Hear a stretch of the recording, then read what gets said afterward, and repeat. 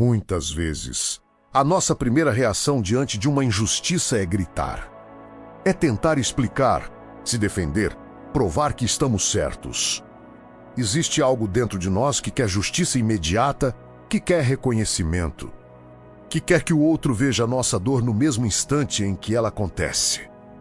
Mas deixa eu te fazer uma pergunta muito honesta. E se o seu maior poder não estiver naquilo que você fala, mas naquilo que você decide calar? E se o silêncio não for fraqueza, mas estratégia? A história de José revela um dos códigos mais profundos da espiritualidade bíblica. Porque quando olhamos para José, muitas pessoas enxergam apenas o final, o homem poderoso, governador do Egito, respeitado, temido, honrado. Mas o que poucos percebem é o caminho invisível que construiu essa autoridade. E esse caminho foi pavimentado no silêncio. Hoje, você vai entender como o silêncio diante da rejeição, da traição e do esquecimento pode transformar completamente o seu destino. E mais do que isso, você vai perceber que talvez o que você está vivendo agora não seja o fim, mas o treinamento. Se você já se sentiu injustiçado, se já quis gritar para provar a sua verdade, mas sentiu que algo dentro de você dizia para ficar em silêncio, então essa mensagem é para você. Inclusive, se isso faz sentido, já deixa o seu gostei agora. Isso ajuda essa mensagem a alcançar outras pessoas que também estão passando por batalhas silenciosas. Vamos começar pelo primeiro cenário da vida de José, a traição. José não foi rejeitado por estranhos, ele foi rejeitado pelos próprios irmãos. Pessoas que cresceram com ele, pessoas que conheciam sua história, pessoas que deveriam protegê-lo, mas escolheram vendê-lo. E aqui existe algo muito forte. José tinha todos os motivos para gritar. Ele poderia ter implorado, poderia ter discutido, poderia ter tentado convencê-los, poderia ter liberado palavras de ódio, de revolta, de vingança. Mas o texto bíblico não mostra isso. Existe um silêncio ali. E esse silêncio não era fraqueza, era preservação. Porque quando você está no meio da dor, cada palavra que você libera pode definir o tipo de pessoa que você se tornará depois da crise. José escolheu não desperdiçar energia tentando mudar pessoas que já haviam decidido feri-lo. E aqui está uma chave muito importante para você. Nem toda batalha precisa ser respondida com palavras. Algumas precisam ser respondidas com progresso. Enquanto você tenta provar que está certo, você se atrasa. Enquanto você tenta convencer quem não quer ouvir, você perde força. José entendeu isso cedo, e esse silêncio salvou o futuro dele. Agora pense na sua vida. Quantas vezes você gastou energia tentando explicar algo para alguém que já tinha decidido não entender?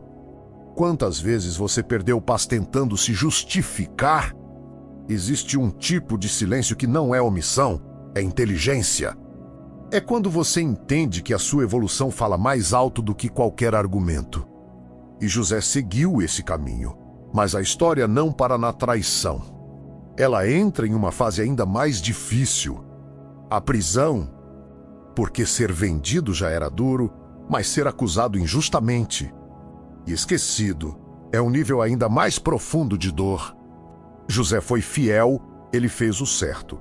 Ele resistiu à tentação e mesmo assim foi parar na prisão. Agora imagine isso, você faz tudo certo e a vida parece responder com injustiça. Esse é o ponto onde muita gente quebra. Esse é o ponto onde a mente começa a dizer, não vale a pena. Mas José permanece em silêncio.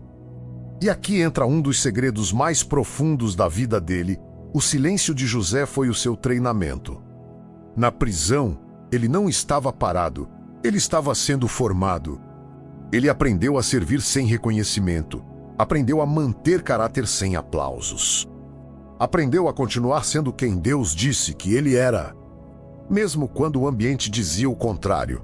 Isso é muito sério, porque muita gente quer autoridade, mas não quer o processo que forma essa autoridade. Querem governar, mas não aprenderam a governar a própria mente, querem ser ouvidos, mas não sabem controlar a própria língua. José aprendeu isso no silêncio. E então acontece algo que revela ainda mais esse princípio: o copeiro.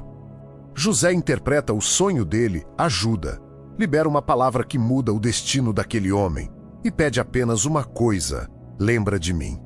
Mas o copeiro esquece. 2 anos de silêncio. 2 anos sem resposta. 2 anos sem reconhecimento. Agora me diz, você teria paciência ou começaria a murmurar? Esse é o teste que revela quem está pronto. Porque o silêncio na crise separa quem governa de quem é governado. Se você não domina sua mente quando ninguém está vendo, você não vai sustentar sua posição quando todos estiverem olhando. José não murmurou. Ele continuou. E isso construiu dentro dele algo que nenhum cargo poderia dar: domínio próprio. Agora presta atenção nisso. O maior problema não é ser esquecido pelos homens. É esquecer quem você é no processo. E José não esqueceu. Ele permaneceu e então o cenário muda. De repente, o faraó tem um sonho e ninguém consegue interpretar. E alguém lembra de José. Olha o detalhe. O mesmo silêncio que parecia atraso. Estava alinhando o tempo certo. Porque se José tivesse saído antes, ele não teria chegado preparado. Mas quando ele sai, ele já não é o mesmo jovem impulsivo. Ele é um homem pronto. Agora ele não só interpreta, ele governa. E aqui entra a parte mais poderosa da história. O reencontro. Os irmãos de José aparecem, com fome, dependendo dele, sem saber quem ele era. Agora imagina o impacto disso. Aqueles que te rejeitaram, agora precisam de você. Esse é o momento onde muita gente se perde, porque aqui entra o desejo de vingança. Mas José, mais uma vez, escolhe o silêncio. Ele não se revela imediatamente, ele observa, ele discerne, ele testa. Esse é o silêncio da autoridade. Quem fala tudo na hora perde o controle da situação. Quem reage por emoção entrega o propósito. José não estava sendo frio, ele estava sendo estratégico. Ele esperou o tempo certo. E quando ele finalmente fala, ele não fala com raiva. Ele fala com entendimento. Vocês intentaram o mal contra mim, mas Deus transformou em bem. Esse é o nível mais alto de maturidade espiritual. É quando você olha para trás e não vê apenas dor. Vê propósito. E talvez esse seja o ponto que você precisa entender hoje. O que você está chamando de rejeição pode ser redirecionamento. O que você está chamando de atraso pode ser preparação. O que você está chamando de silêncio pode ser Deus trabalhando em um nível que você ainda não consegue ver.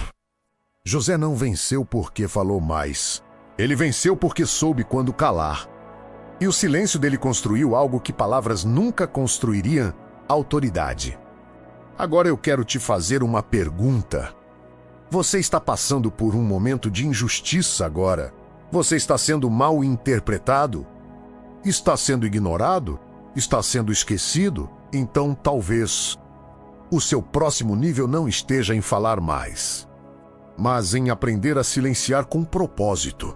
Se essa mensagem está falando com você, eu quero que você escreva aqui nos comentários: eu escolho o silêncio da vitória. Isso não é só uma frase, é uma decisão. Agora, antes de encerrarmos, eu quero orar com você. Se você sente que precisa dessa força, desse controle, dessa paz, respira fundo e ora comigo. Senhor, eu coloco diante de ti cada pessoa que está ouvindo essa palavra agora.